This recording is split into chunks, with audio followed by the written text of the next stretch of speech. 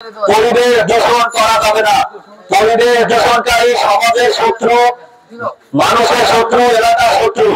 এইভাবে এই ময়লাগুলো ড্রেনে যে ফেলা হচ্ছে, এগুলোতে পানি চলাচলের বিশাল বাধা সৃষ্টি হবে, এলাকা প্লাবিত হয়ে যাবে। নিজের এলাকা নিজের বাড়ি রক্ষা করতে হবে, নিজের এলাকার পরিবেশ নিজেকে রক্ষা করতে হবে।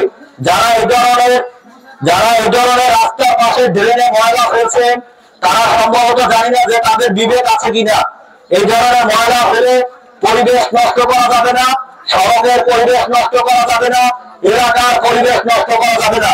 যারা এই ধরনের রাস্তাঘাটে ময়লা আবর্জনা ফেলেন, তাদেরকে ধরতে পারলে কিন্তু জরিমানা হবে। এই ময়লা আবর্জনা পরিষ্কারের জন্য যা যা প্রয়োজন, যে অর্থের প্রয়োজন, সেগুলো কিন্তু নেওয়া হবে।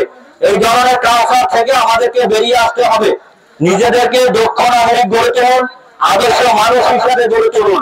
আপনারা ডাস্টবিন ক্রয় করে, ময়লার পাত্র ক্রয় করে সুনির্দিষ্ট স্থানে ময়লা জমা রাখুন। এই ধরনের রাস্তাঘাটে চলাচলের সময় এলাকার শিশু তাদের সমস্যা হয়, পরিবেশ দূষণ হয়, বায়ু দূষণ হয়।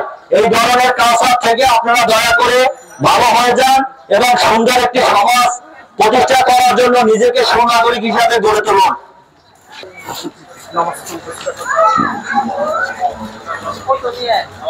কর্মীরা আজকের এই ময়লা আবর্জনা পরিষ্কার করছে, কি পরিমাণে মানুষ ময়লা আবর্জনা ড্রেনে ফেলে পরিবেশ নষ্ট করছে এবং পানি চলাচলে কতটা বাধাগ্রস্ত করছে।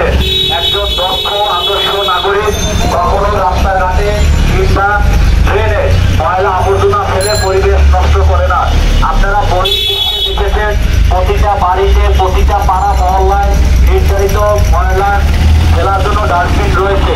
এক সময় দেখা যাচ্ছে যে বিদেশে 3 কিলোমিটার যদি ডাস্টবিনের পাত্র হয়, সেখানে গিয়ে সচেতন নাগরিক সেই ময়লা হাতে করে নিয়ে ফেলে আসে।